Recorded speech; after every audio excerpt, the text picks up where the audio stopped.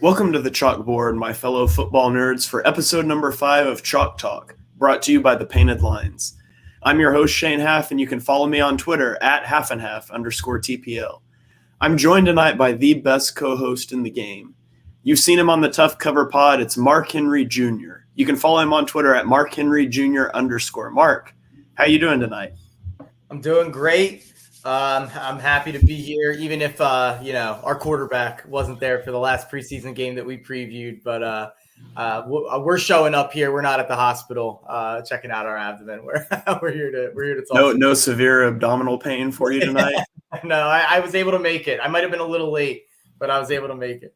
I've got some pain like between my shoulders, but I think it's just because I hit the pool today for the first time in like a month. So maybe I'll get that checked out. We'll see. So we've got a great show lined up for you guys today. We're going to react to the Week 2 preseason game. We're going to talk Eagles 53-man roster projections, and we are going to hit you with some AFC over and unders. But before we get to that, this podcast is live on Apple Podcasts, so please be sure you follow, rate, review. If you're watching here on YouTube, if you're watching on Twitter, be sure and drop us a comment. We would love to feature you on the show. So, Mark, before we get into that, last week, we conducted a very important experiment, and we drafted against each other in an all-NFC East snake draft. And so if you missed that episode, you can go back and watch that. It's on YouTube. It's on Apple Podcasts. But we put out a poll, and we asked on Twitter and on YouTube who drafted the best team. And so we got some wildly different results. And so according to YouTube, which is where I would submit that the smartest football fans are, my team won by a 65 to 35% margin. But if we flip over to Twitter, Mark took it with a 68 to 32% margin. So I think we both have arguments that we won, but I would just say that the YouTube poll drew in about 10 times as many votes as Twitter. So I'm going to claim it for me. You can claim it for you. Maybe we'll just call it a split victory here. But that was a fun exercise. We had a lot of fun with it last week. So make sure you check that out if you missed it. And so here we go. Briefly, before we get too far into anything else, Mark, what were your top takeaways from the Week 2 preseason game last Thursday night? My real top takeaway was that if Joe Flacco or Mullins are playing legitimate snaps at any point this season, we are in some serious trouble or we are tanking.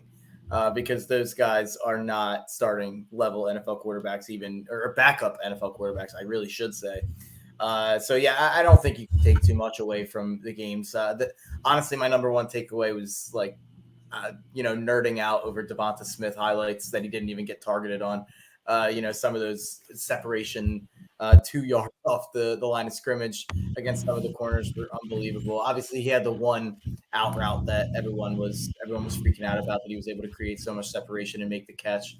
And obviously, there was some jokes going around about the one dropped pass, which I'm not paying too much mind really. But yeah, I mean, it's hard to take anything away from the offense when the quarterback is not who's going to be in there with the first team offense. But yeah, I think we've kind of made our feelings about the preseason pretty well known. Yeah, I think the biggest takeaway I had from this game is that if we are in a Week 17 position where we need to lose, we have the backup quarterback to do that. The Joe Flacco contract just looks worse the more he plays. Like, there's no reason that guy should be making $4 million this year. He's a bum. He's done. There's no reason that they should have paid for him like that. But that's really beside the point. My initial reaction seeing Devonta Smith drop that pass, I think it was maybe 2 passes early on, is like, man, that's not a good look, but it's never been an issue for him in his whole career. And you can look at, too, he has been wide receiver 1 the entire time in camp when he hasn't been injured.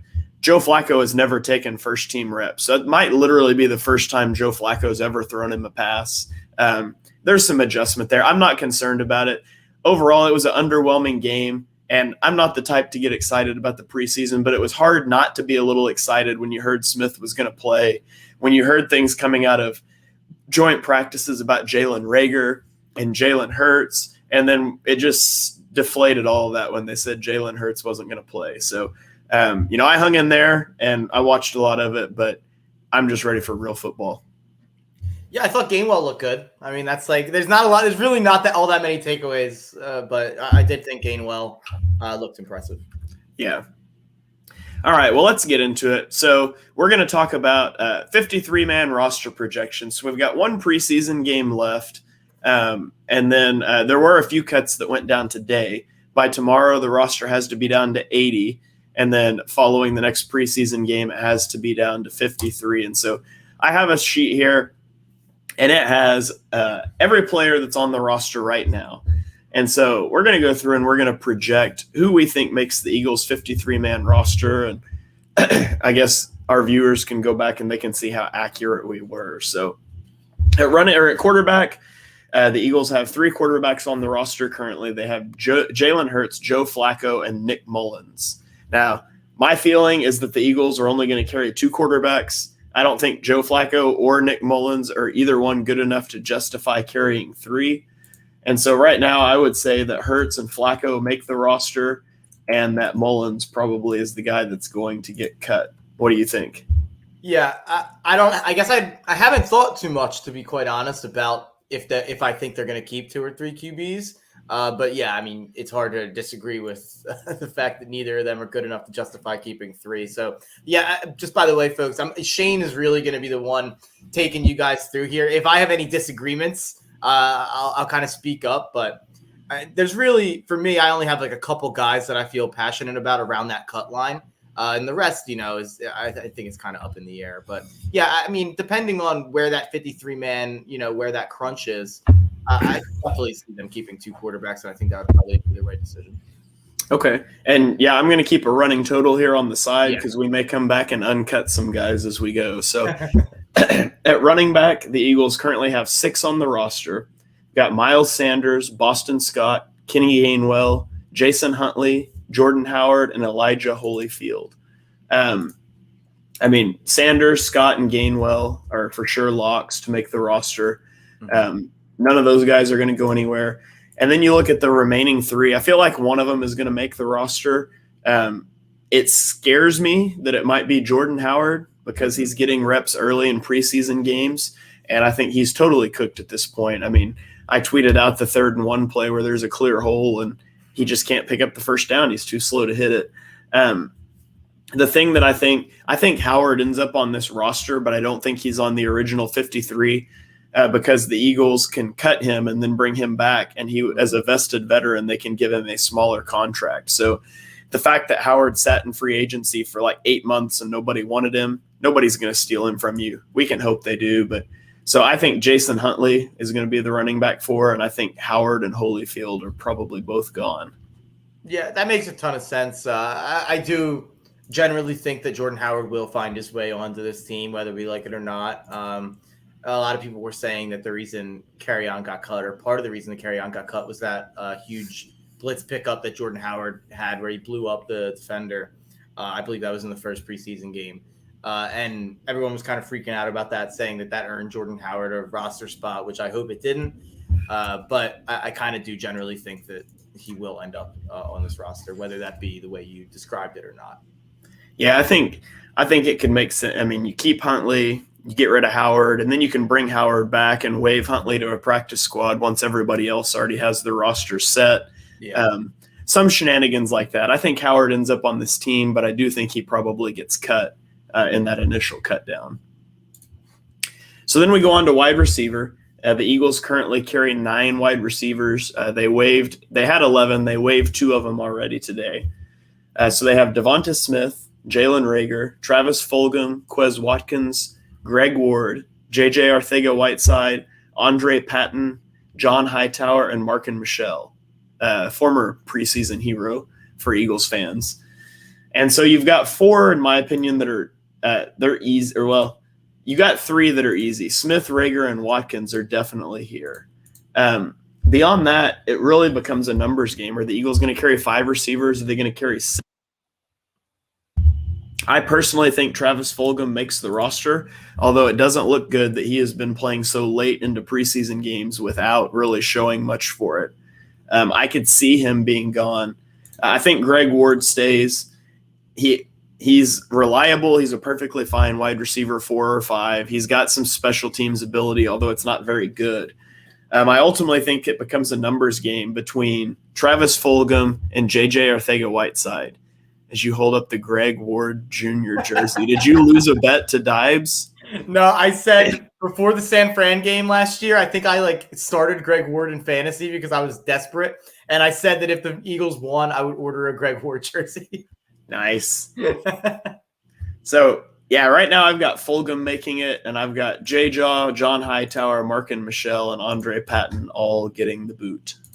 I feel like teams you generally carry 6. I don't know how historically accurate that is. So my only real take on this is I think that the 5 guys that you kept have to be on the team, in my opinion. I think those are the top 5. And then I personally don't want John Hightower on the team.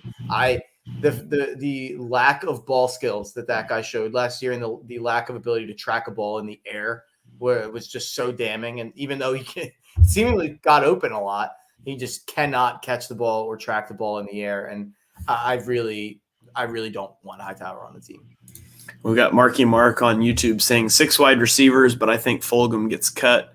Hightower makes the team. J-Jaw makes it for special teams. It's interesting. I really can't imagine a scenario where Fulgham gets cut if they keep 6, but it is true that Fulgham doesn't contribute on special teams, which is kind of something that you look for those fringe roster guys, and Fulgham doesn't bring anything there. So I could also see the Eagles keeping J-Jaw. I think they will too. Just because, he's a second-round pick, and he's only been in the league 2 years.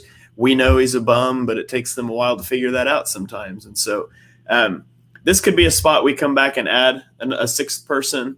But right now I'm thinking I'm going to sit here with 5 and feel pretty good about it. I think this next position's an interesting conversation. Yeah, so tight end. So obviously if Zach Ertz is not traded, he's on the roster. I kind of feel like the Eagles are looking more at hey, maybe we try to make a move with Ertz at the deadline. I don't know, but Ertz and Goddard, those are surefire guys that you're going to keep around. But then it gets interesting, and so Tyree Jackson's injured. He's going to be out. I believe they said 8-ish weeks. Mm-hmm.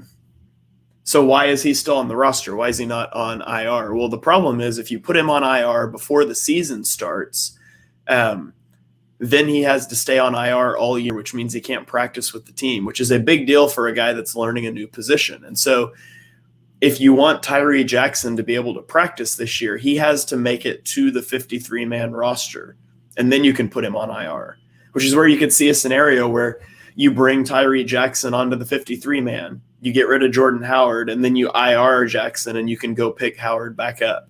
So it becomes a numbers game this year. You could waive him with an injury designation, but he's going to get claimed. Some team will take him. He looked good enough. And so I really think Tyree Jackson makes this 53-man roster.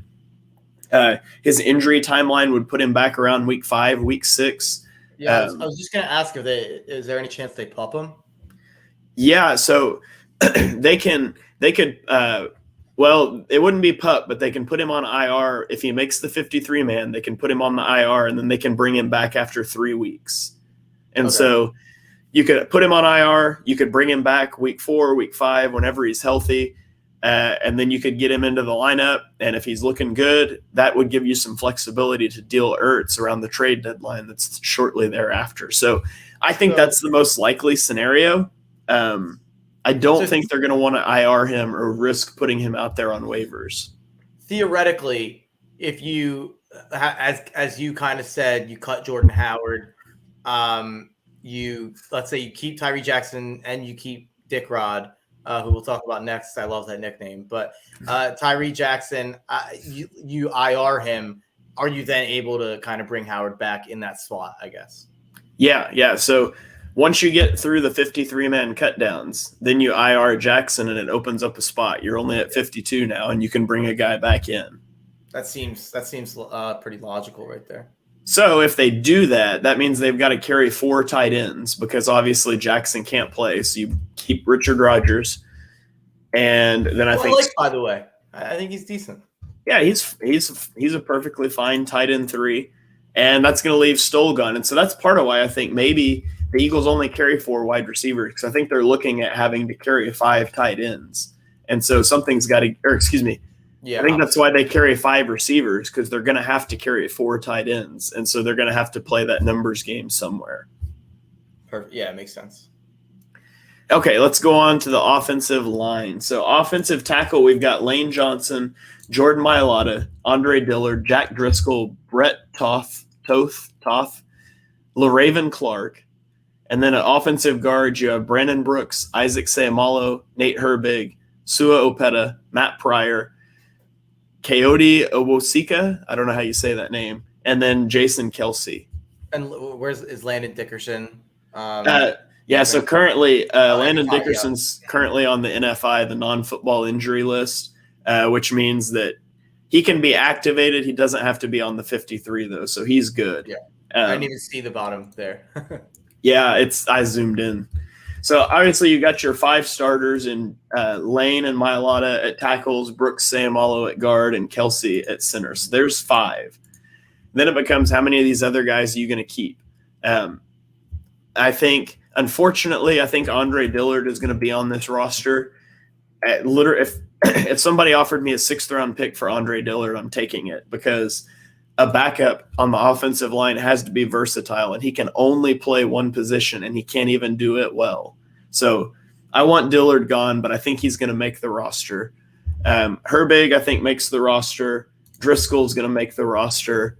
I think Opeta makes the roster. Yeah, Opeta, they were playing with the first team on the first preseason game. Yeah, because Seumalo was injured. And Herbig, I think they played as center.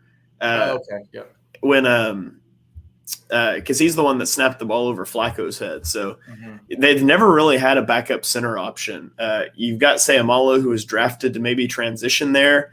He's got snapping issues. Herbig has snapping issues. So, hopefully Kelsey stays healthy.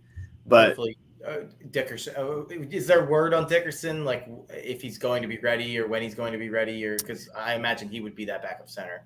Yeah, I think his timeline was somewhere in like the early to mid-season range is what was expected. I would expect they'd bring him along pretty slowly. And then I think they'll probably keep Toth as their 10th offensive lineman. They always typically like to go heavy on the offensive line. It's one position group they've consistently been able to develop, so I think it makes sense. And so that would leave Pryor, thankfully, on the outside looking in. Because I really just never need to see him play football again. Yeah, I think we've seen enough Matt Pryor. Okay, so on to the defense. That gives us 25 on the offense. That leaves us 25 slots on the defense, and then our 3 special teams players.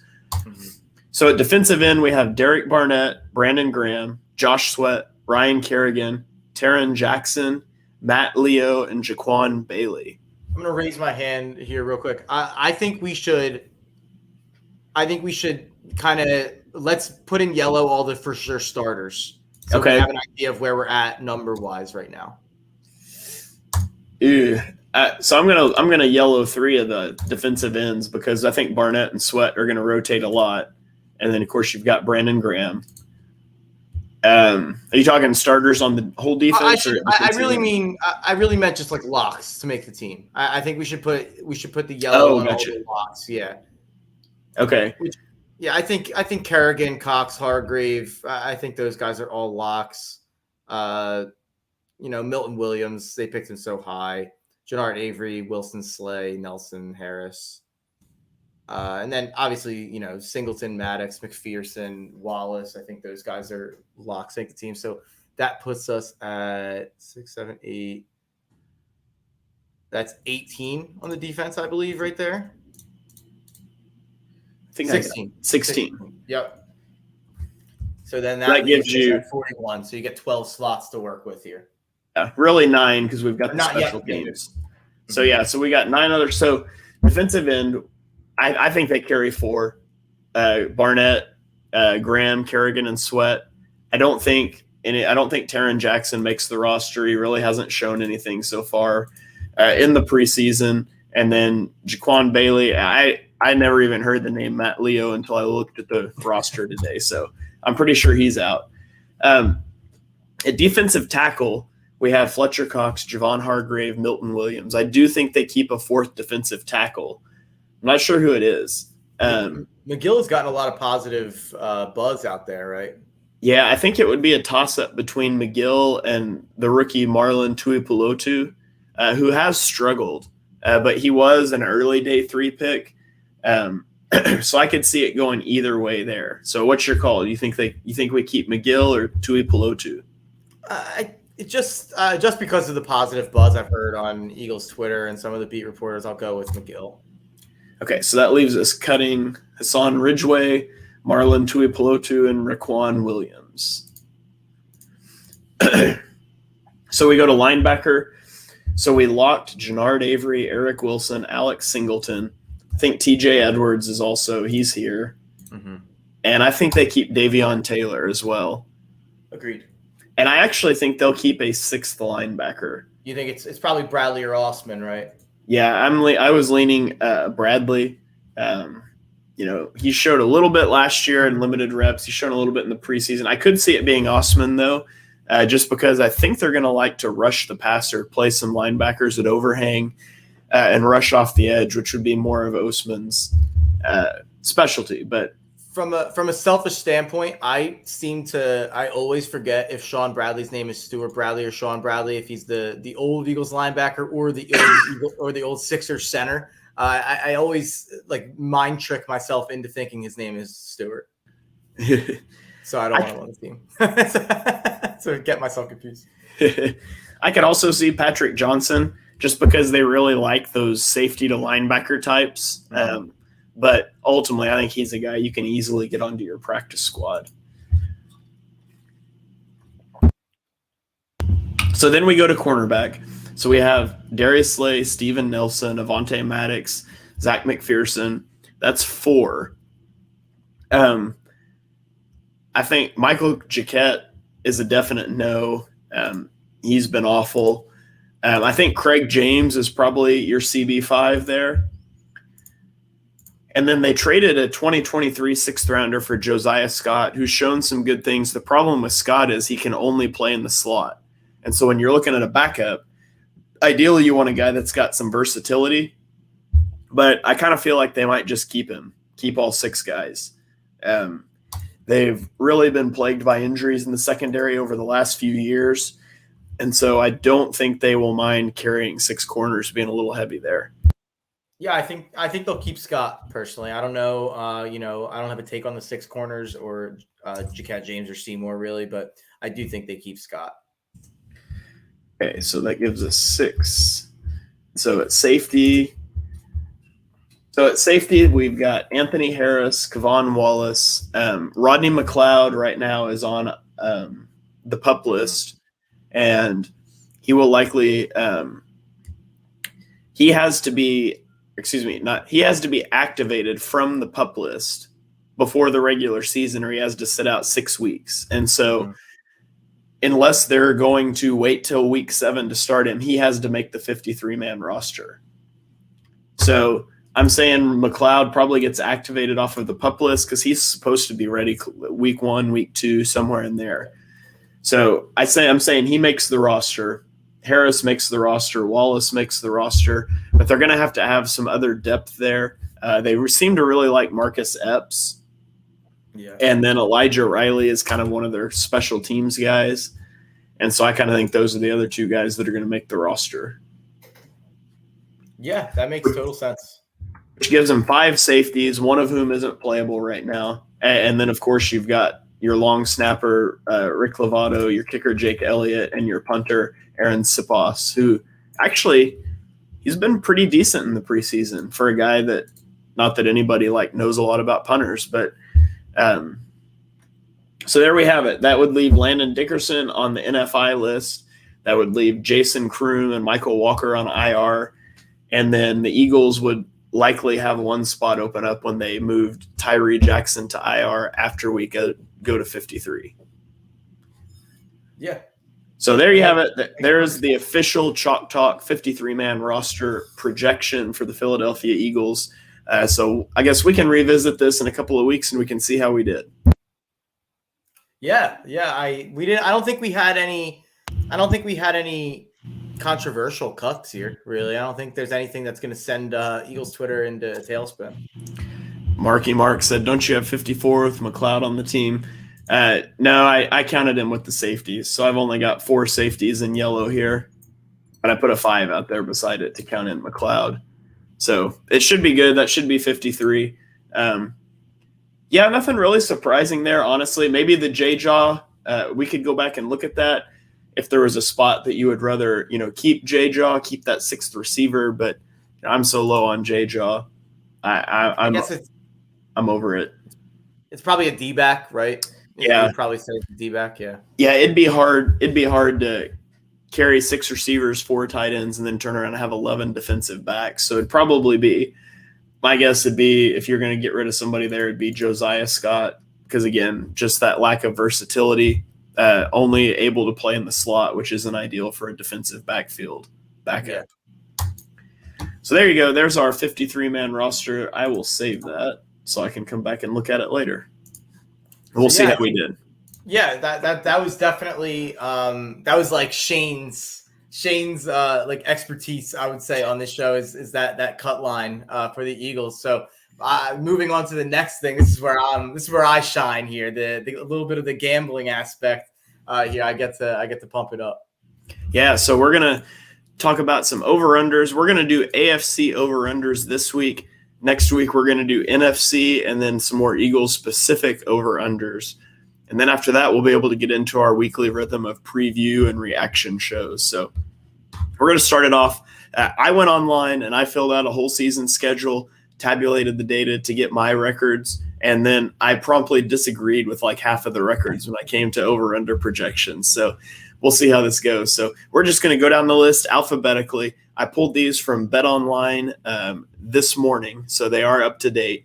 And it drives me crazy that like half of these aren't even on half games. It'll be like over under 10 instead of over under 10.5. But so the first one is the Baltimore Ravens, and BetOnline has their over under set at 11 wins. And so, Mark, what say you? Do you take over or under Baltimore for 11 wins this season? Is there a third option? Because I have them at 11 wins. So that's I don't get. Why are the lines? You're the gambling guy. Why do they have lines that aren't on half games? It's when I think it.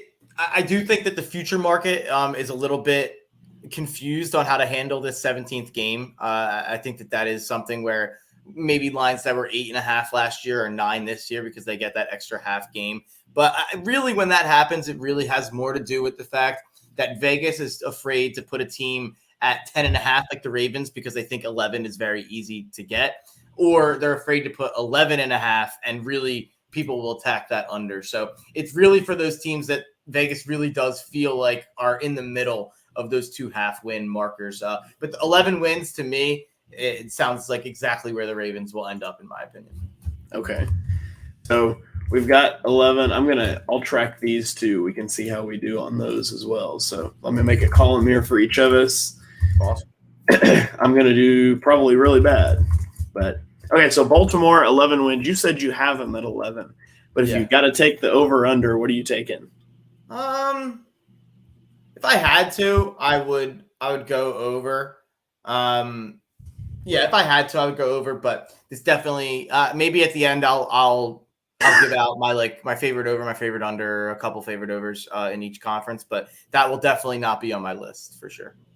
All right. So when I did my full season projection, I came out to the end of it and I had Baltimore at 14-3.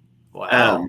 Now, that said, injuries have got to be a concern for a quarterback that plays the way Lamar does, especially with Orlando Brown gone, their wide receiver issues. And so this is one right off the bat. Like, my predictions came out to 14-3, but if I've got to take over or under 11, I would take the under on that. I would feel a lot more comfortable betting the under there.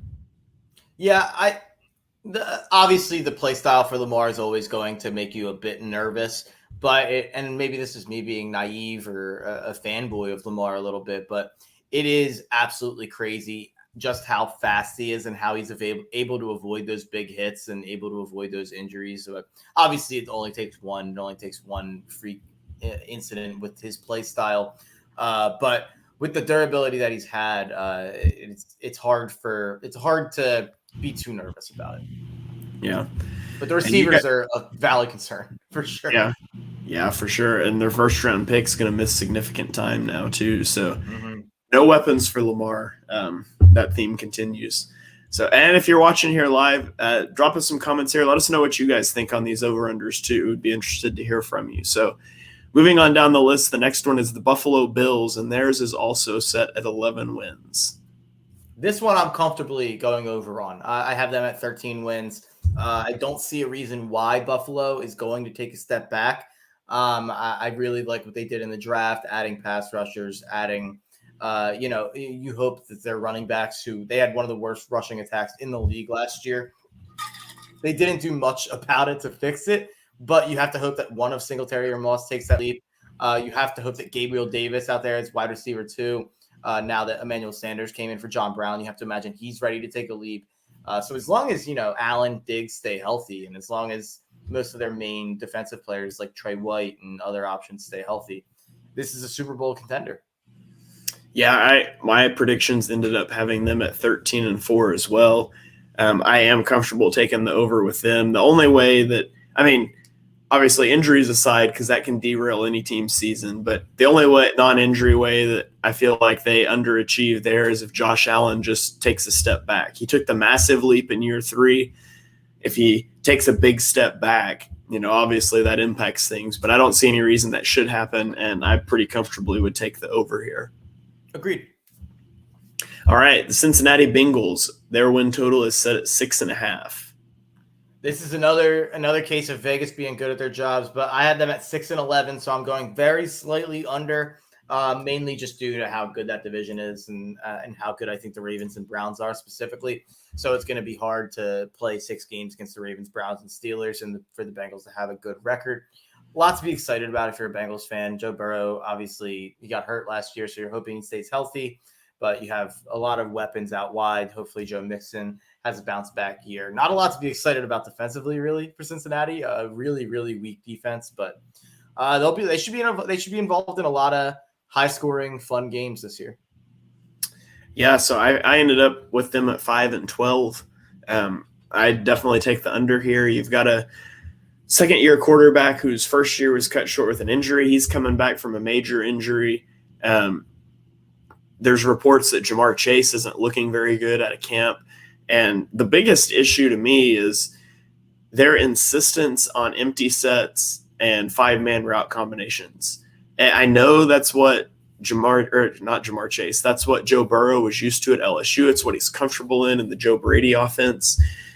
The problem is that NFL defenders are just faster, and they're not going to sit in soft zones and leave that underneath open. And so it's great if you can get the ball out of your hand quickly, but when you're coming back from an injury and your offensive line's not the best, I just think you open yourself up to a lot of big hits. And, I hope it works out for him. I think Joe Burrow's an exciting player, but I question his durability if they insist on that being their primary offensive philosophy. And so it's hard for me to take them over 6.5 when I've got major concerns there.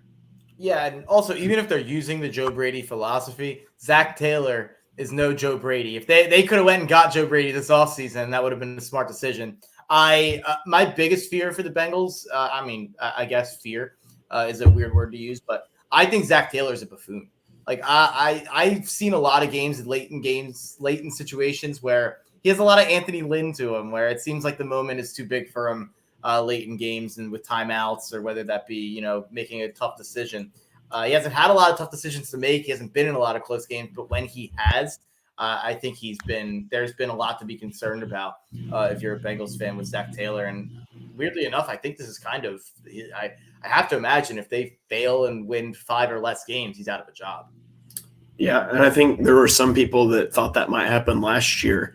And in fact, the Joe Burrow injury likely saved his job last year. Sure. So we'll see if he can get out of that jam this year. So moving on, we've got Cleveland. Their over-under win total is set at 10.5. What do you have? This is my AFC champion. So I have the Cleveland Browns winning 12 games. I love this roster. And it kind of goes back to the same reasons I love the Rams roster. And we'll talk about that a little bit more next week. That's who I have them meeting in the Super Bowl. But with the Browns, you look at what they have, the star in Myles Garrett on the defensive line in the same way that the Rams have that star in Aaron Donald. And then out of corner in Denzel Ward, one of the best corners in football. So you really have that building block defensive end, that building block cornerback. And they've put a lot of talent around them on the defense now. So that defense is basically set up to be a top-tier defense, in my opinion. You look at a guy like Jeremiah Owusu-Koramoah that they got late in the second round. He's looked unbelievable in the preseason. And I've always said the thing about him was that he was an NFL-ready guy. Like, I think he's a guy who can step in right away and play serious reps at linebacker for the Cleveland Browns. So I think he's someone who's going to step up for that defense. And when you have a guy like Myles Garrett or Aaron Donald, and then you have a guy like Jalen Ramsey or Denzel Ward, I think it makes everything so much easier for the rest of that defense. And I really think that the Cleveland Browns defense is going to be really, really good this year. Obviously, Baker, there's, that's a lot of pressure on Baker for me to make them a Super Bowl contender. I'm not the biggest Baker guy, but I really was impressed by him last year. It really seems like he took a huge step with Stefanski, who I think showed a lot as a coach. I think he looked like a really impressive play caller and a guy who really had control of his team. So, I think that the biggest concern with the Browns is that passing attack. Is there a second option or a third option behind Odell and Jarvis, and is Baker good enough? But I love where they're at as a rushing attack, and I love where they're at as a defense right now. So I'm going over and 12 wins, winning the division. Yeah, the Browns, there's always guys you fall in love with during a draft cycle, and the Browns got two of my guys in Greg Newsome, the cornerback, and Jeremiah Owusu-Koramoah. So I'll be watching those guys for sure this year. I had the Browns come in at 13-4. Wow. They took a big step last year, hitting 11 wins. They've got a lot of unproven youth, particularly at cornerback, where Greg Newsome figures to be CB2. And the name of the guy escapes me now, but they brought in another young guy that's going to play the slot for him. And so Greedy Williams? No, I'll look it up later. I also know that I believe they have Delpit coming back at safety. They drafted him last year. He didn't end up playing, so he's almost like another rookie for them. Yeah. And then you got Jeremiah Owusu-Koramoah, who, he's kind of one of those guys that can play a little bit of everywhere, and they're going to have to try to Troy Hill, I think, is who I was thinking of. Yep. Troy Hill. So, yeah, you got some new pieces on the defense that you're going to have to acclimate in. I could see that defense struggling early out of the gate while they kind of sink or swim. They kind of get used to that NFL speed.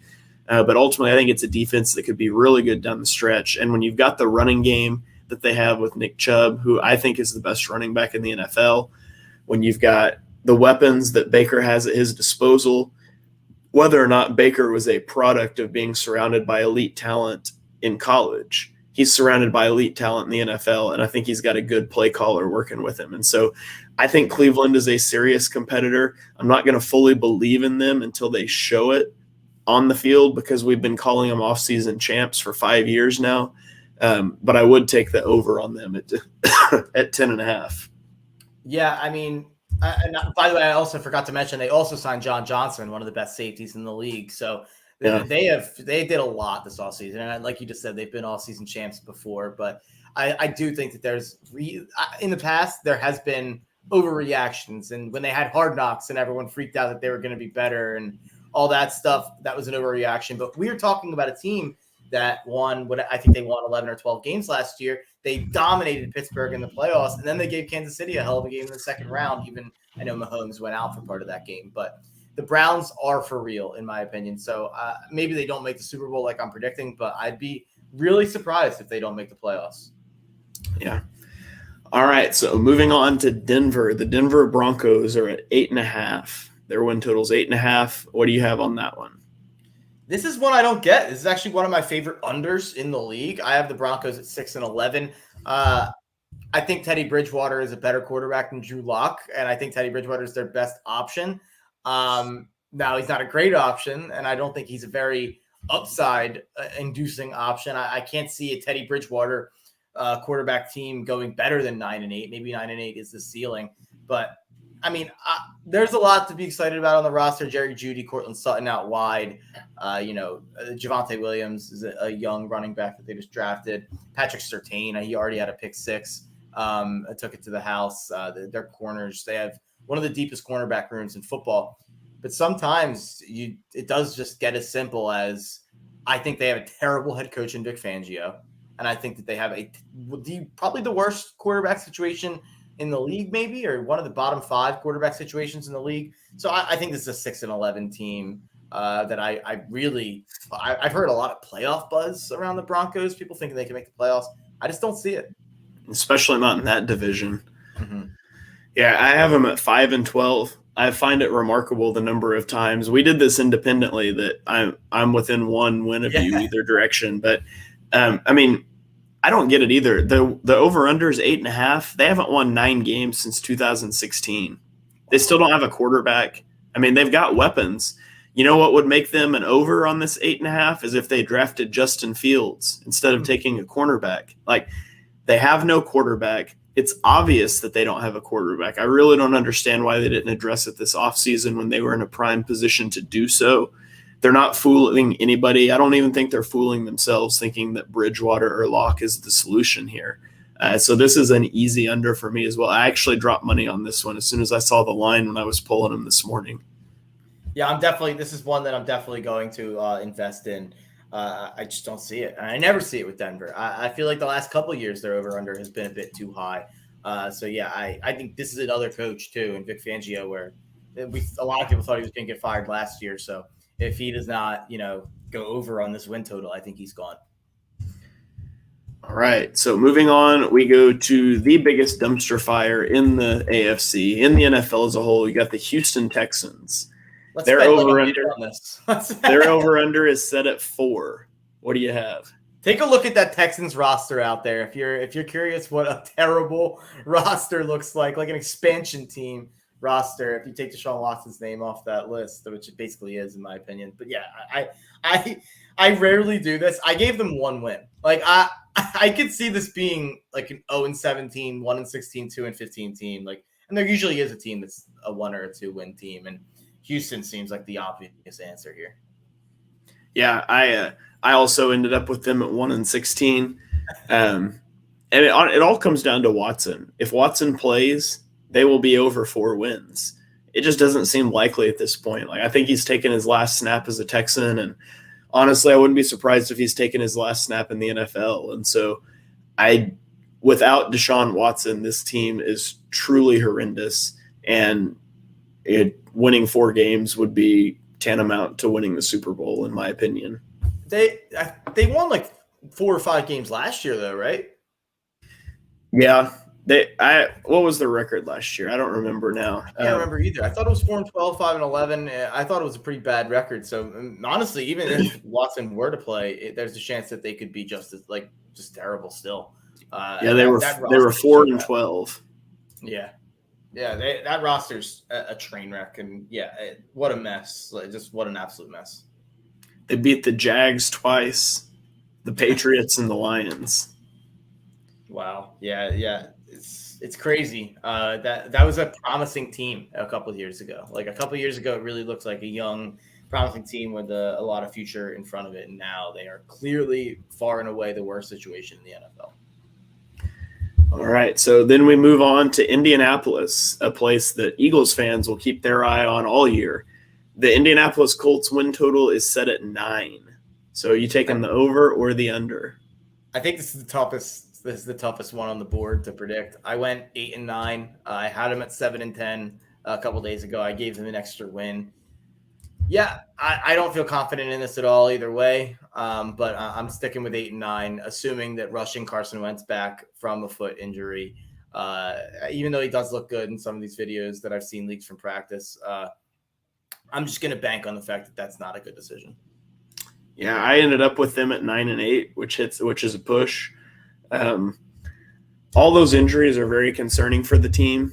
Quentin Nelson, Ryan Kelly, Carson Wentz. Ultimately, it all rests on Carson Wentz, who is a player I simply wouldn't bet on. And so I had him at 9-8, but with a 9-win line, I'd take the under there as well. For sure. So then we've got the Jacksonville Jaguars. Over-under is set at 6.5. So this is my favorite bet in the NFL this season. I have the Jags over 6.5. I have the Jags to make the playoffs at plus 340. This was probably going to be our biggest disagreement, I imagine, but I have the Jags at 10-7. I really love the Jags' start to the schedule. If you look at their first 6 weeks, I think there's a chance that we're talking in a month and a half into the season, and Trevor Lawrence and Urban Meyer and the Jaguars are the story of the NFL. If you look at that early schedule, it really seems like that it's perfectly set up for them to jump out to a huge start. I don't love that they traded Schubert for nothing, I believe, a week ago. But there is a lot to be excited about on that team. I think it's kind of an Andrew Luck situation when he came into the league to that Indy team that had won one win the year before. But they had a lot of promising talent. They had a lot of pieces that once you put that quarterback in there, kind of activated the rest of that team. And you look at the Jags, I think ETN and James Robinson are a solid backfield combo. DJ Chark had over 1,000 yards 2 years ago. Laviska Shenault is a really interesting gadget type player. And then Marvin Jones is basically a lock for 1,000 yards wherever he goes. So I really like what they have at receiver. The biggest concern is the O-line, obviously. Trevor got absolutely killed last game. I know that he's playing, I think, as we talk right now. But I know he had a couple iffy moments there in his first game with the offensive line. So that's definitely a concern, but I'm a bit higher on the rest of this roster outside of Trevor Lawrence than most are. And as you know, from our draft pods, I think Trevor Lawrence is the best quarterback prospect of my lifetime, surpassing guys like Peyton and Andrew Luck just in terms of coming out of college. So I believe in Trevor Lawrence to kind of turn the Jacksonville Jaguars around right away. I'm getting a couple dots here for Shane, so he might have disconnected. But I think you're back. Yeah, I could hear you. I'm not sure what happened to my camera for a second. yeah, we're still good. Yeah, I can see and hear you. So the Jags, I love over 6.5. I have them at 10 wins. Now that might be a bit aggressive, but I really don't see how this is an under 6.5 win team for me. So this is our first big disagreement. I was kind of shocked to hear you say that. So I had the Jags at 4-13. They've got 7 wins. They have less than 7 wins in 9 out of the last 10 seasons. I agree with you. I think Lawrence is a phenomenal quarterback prospect, but I don't think he's going to light the league up like everybody thinks. I mean, I think he has the ability to, but his play style in college was so much throwing at or behind the line of scrimmage, so much RPO and screen game and stuff. And his play style is going to have to adapt some in the NFL.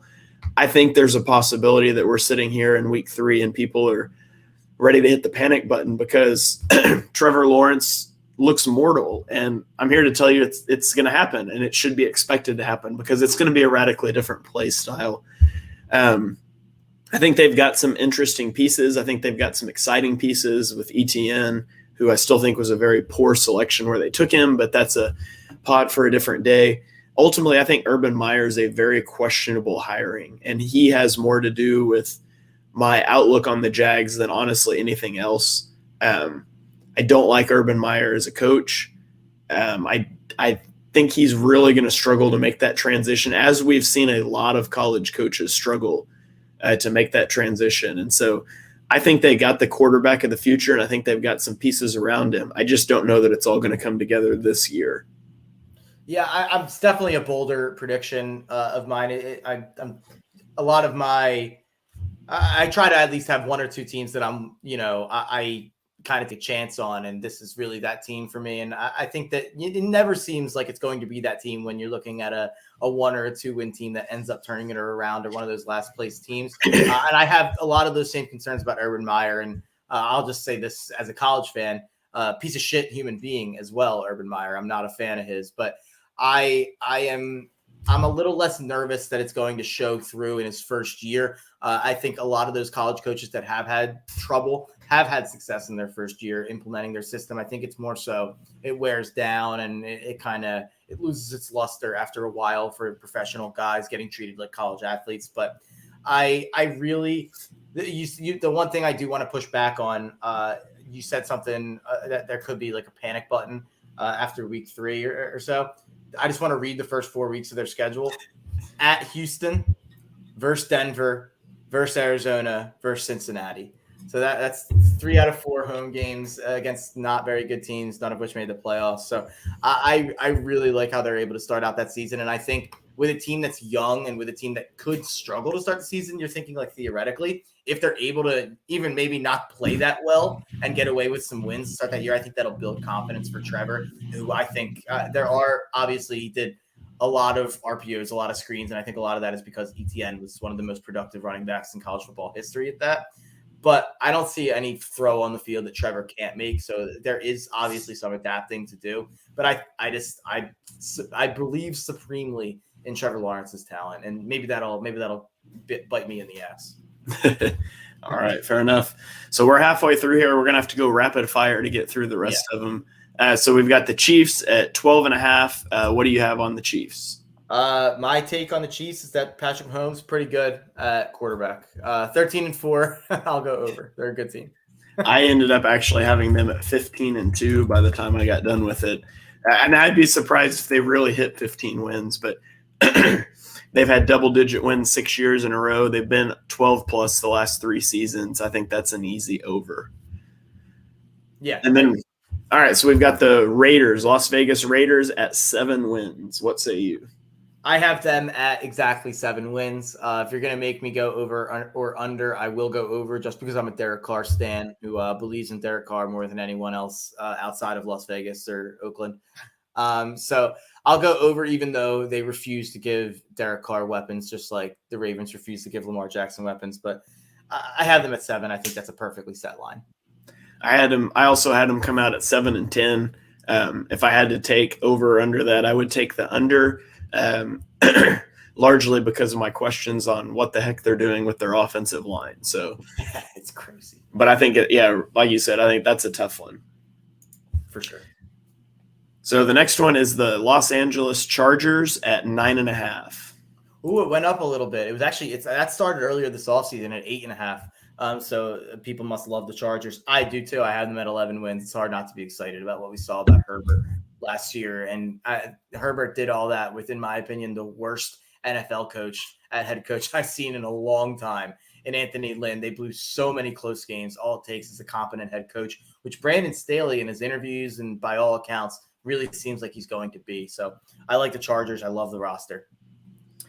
Yeah, I also had them at 11 wins. Earlier reports are Rashawn Slater looks like the real deal, which is going to be huge for that offensive line.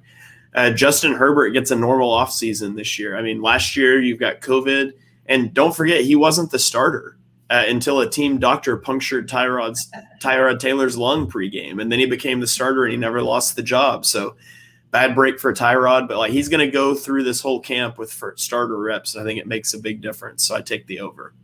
Yeah, if Herbert makes the Hall of Fame one day, that's going to be like a story people are telling. It's like, yeah, he wasn't even going to play until the guy got his lung punctured by the team doctor. Insane. Who insane.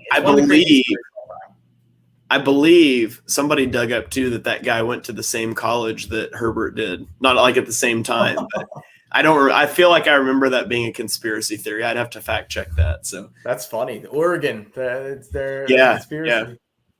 Okay, so then we've got Miami at 9.5. What do you have? I have Miami at 10 wins. That's another over that has risen, I believe. I believe it was at 8.5, 9 earlier on this offseason. I think Miami's the second best team in this division. I think Tua has no excuses this year with the options that he has with Myles Gaskin out of the backfield as a receiver. And then obviously they added Will Fuller. They added Jalen Waddle in the draft. They have Devontae Parker. They have Mike Gesicki. That is 5 legitimate options to spread the ball around to. And I'm really split on who to make my 7th wildcard team between Miami and Jacksonville, who I both have at 10 wins. I had them come in at 8 and 9, so just under. To me, Jalen Waddle's still not been 100% off the ankle injury. I'm still not sold on Tua. And so until he proves that he can be a solid starter, I just can't count on him to lead me to a 10-win season, but I do think it's close. Yeah, I know. I completely understand some pessimism on Tua for sure. Yeah, so up next we got New England at 9.5. What do you have? I'll go under. I have them at 9 and 8. So just barely under. And if Mac Jones was the starter, I actually might be buying into this team as a playoff dark horse. And that's not being high on Mac Jones. That's me, I think, acknowledging the fact that a player who I used to love in Cam Newton is absolutely cooked and cannot throw the football at a satisfactory level to be a starting quarterback in the NFL. So Miami's going to be a team I absolutely hammer in week 1 to beat the Patriots, because as long as Cam Newton is the quarterback, I will be betting against the Patriots. I had him come in at 11-6, Whoa. which surprised me. I didn't think I was that high on them, but Belichick's led them to double-digit wins in 17 of the last 18 years. A large portion of that is Tom Brady. I was going to say there's one little thing missing. And he's gone. And the one year he was gone is the year that they didn't hit 10 wins. But the Patriots spent a ton in free agency. They got a quarterback they wanted this offseason. They've got 2 to choose from. I trust Bill Belichick to figure it out. And if he can't figure it out, I trust him to videotape the opponent's sideline and cheat some way anyways. So I'm taking the over on that one. For sure. So then we've got the Jets at 6 wins. What do you got there? This is one of my favorite. I actually got this already. I know that at under 6.5. I am not a Zach Wilson guy. He's actually looked a lot better than I thought he was going to look in the preseason. So I've been a bit impressed by that. But I don't love this roster. I think it's the second worst roster in the AFC by far. I think whoever the third worst roster has a much better roster than the Jets does. Obviously, the Jets are in a better situation than Houston is. But I think this is a 3-win team. And this is just I just want to throw this out there for future reference. Robert Saleh, everyone's favorite guy. He was San Fran's D coordinator last year. It seems like the media absolutely loves this dude. NFL Twitter loves this dude. A little bit too look at me for me as a DC going to be a head coach in New York City. I have some weird feelings. I don't know if Robert Saleh is the slam dunk, rock solid head coach everyone else is expecting him to be right away. Yeah, I had them come in at 4-13. They've been under 6 wins for the last 5 years. They've got a first-time head coach who's also a defensive coach working with a rookie quarterback. What could possibly go wrong? I'm definitely taking the under. So then we've got Pittsburgh, 8.5. What do you have there? I'm honestly shocked that Vegas is being realistic about the Steelers, who are one of the public teams.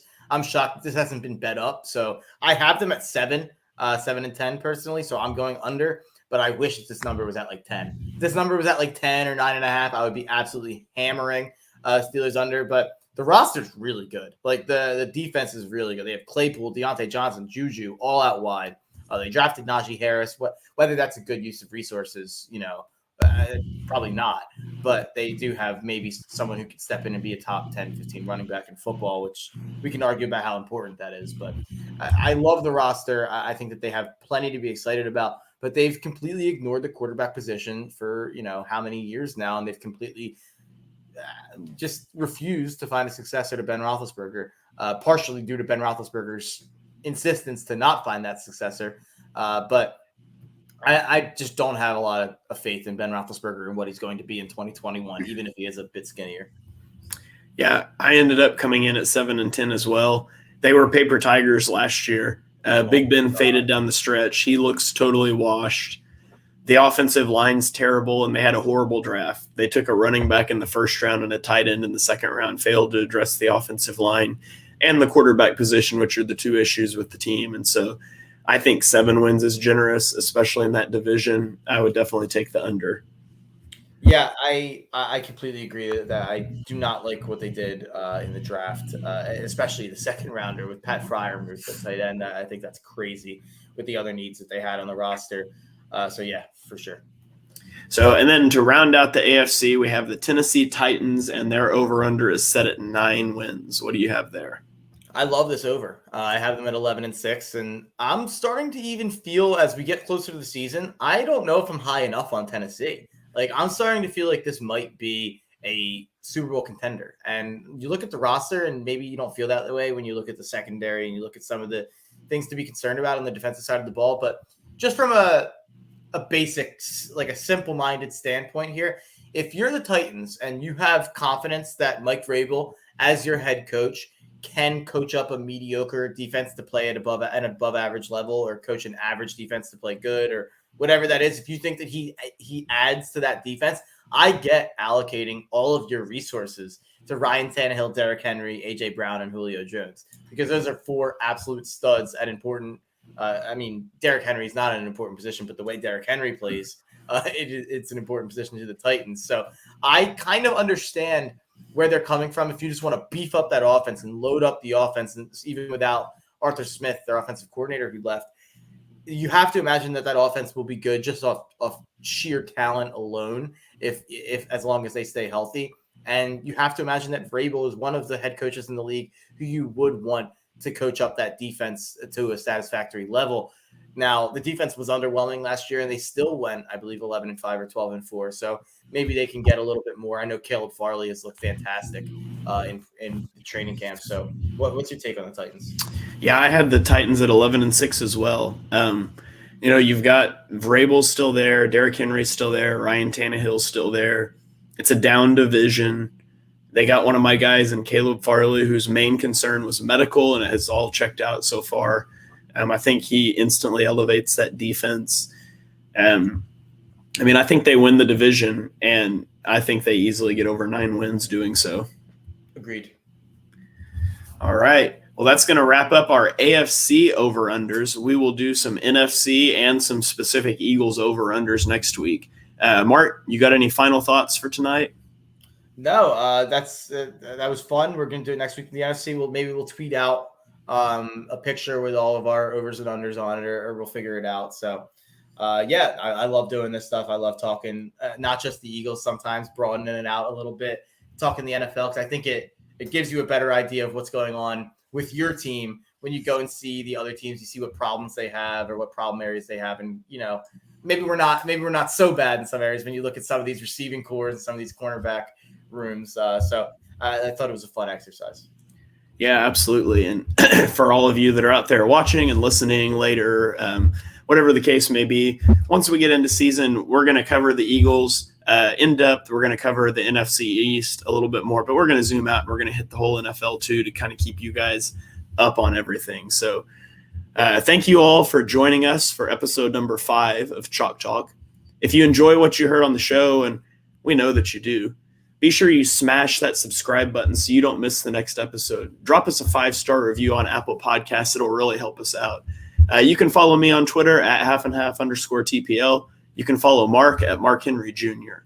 So for me, go ahead. A quick plug tomorrow, because I forgot to say this earlier. Tomorrow on the Painted Lines, we are doing a live fantasy football draft at 7:00, which will be the Painted Lines League. I don't think Shane will be able to make the pod, but he will be in the league auto drafting, and we'll be talking smack to each other throughout the year about the fantasy football teams, and it's going to be a fun time. It's PPR, so yeah, everyone tune in. All the the Painted Lines people, Austin Krell, Dives, a lot of other people, Justin Persichetti, all your favorites from the Painted Lines will be in the league and will be on the pod, hopefully. So everyone come check that out. Yeah, I'm starting a couple of master's classes this fall, and so I may be drafting from my phone while I should be paying attention, but I'm sure it'll be fine. It'll be fine. So, all right. We'll auto-draft you. We'll auto-draft you J-Jaw in the 4th round. You better not. Better not. All right. From me, from Mark, from the Painted Lines, we'll see you guys next time.